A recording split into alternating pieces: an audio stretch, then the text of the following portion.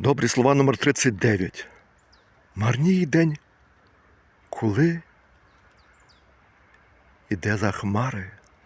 Здається, тьма прийшла у суть. Але ми люди, не примари. Ми люди, не раби. І треба це збагнуть, щоб